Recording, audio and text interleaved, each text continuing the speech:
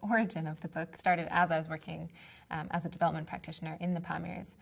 And during that time, I met my co-author of the book, Frederik van Oudenhoven, who was working with Biodiversity International, and they were looking at the genetic diversity of various agricultural crops in the Pamirs and also the cultural practices behind it.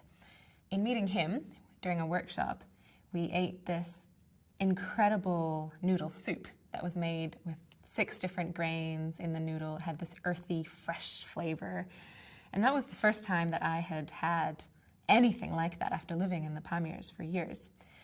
Because usually one receives kebab or pilau, very common Central Asian or even Russian dishes. And it turned out that the woman who was serving us this soup was quite ashamed of serving this soup because she said it was, it's from my garden and it's because I didn't have anything else to give you. And then because we were so fascinated by it, she said, well, maybe you could write down the recipe because my children don't really care about it. It's not modern food and my grandchildren don't even really know what it is. And because the languages are unwritten, none of this knowledge had ever been written down. So along with some really incredible colleagues, all women who are ethnobotanists and geneticists in the Pamirs, over a number of years, well, first they, over a number of months, collected recipes from all the different valleys and shared those with us.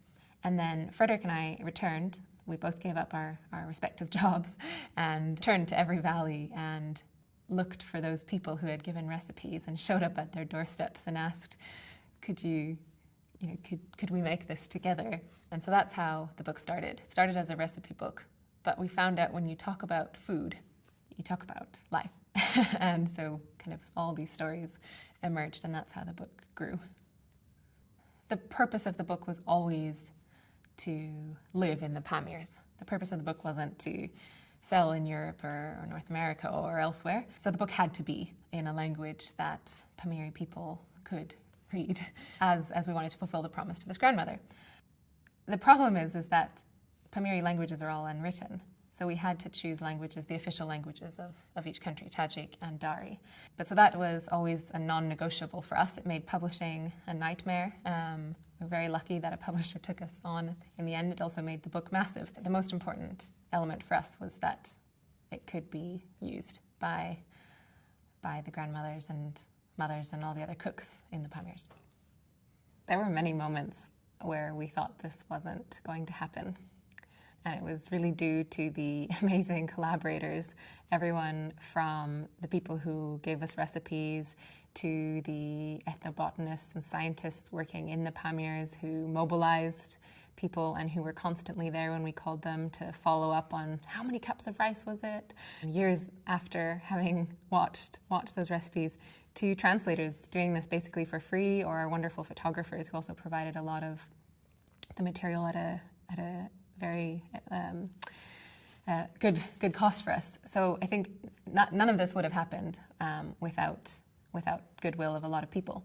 I think one of the major challenges was it was actually very hard to get the funding that we needed to make this happen.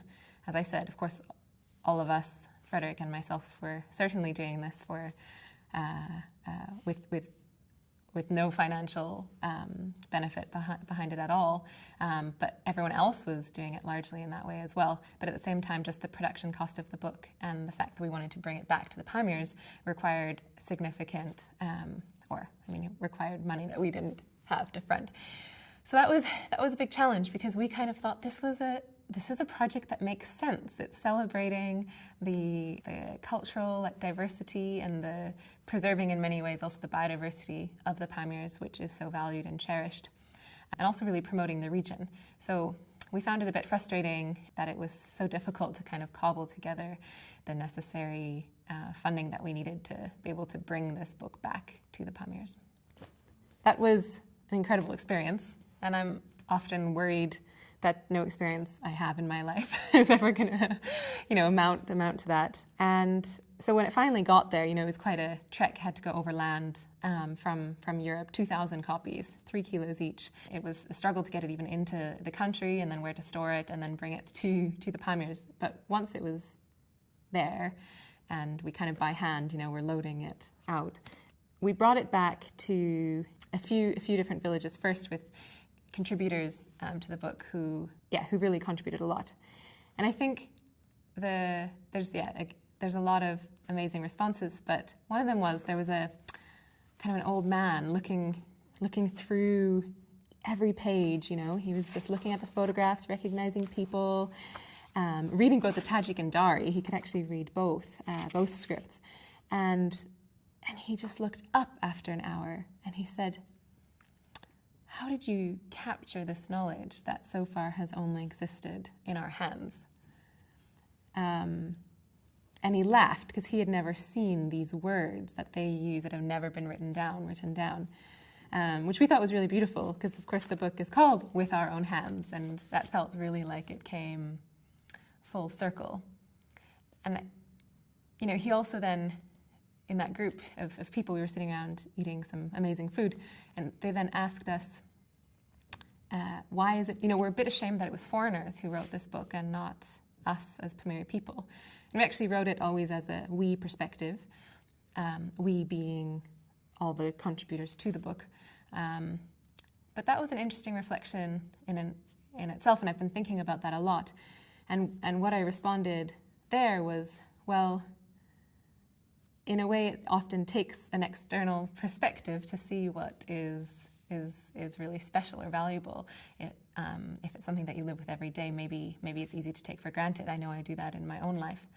But I think the second thing as well is the Pamirs seem so far away and distant and remote, but it's certainly a place that lives within my heart, and I feel almost as much Pamiri as I do anything else. And I want my children to grow up in a place that has the languages and the culture and the biodiversity that exists in the Pamirs, and it's really at a risk of being lost. So if the book was a small step in celebrating that, not just to preserve it, but really, actually, as the Prince of Wales kindly wrote in the foreword, it's a living monument that will hopefully inspire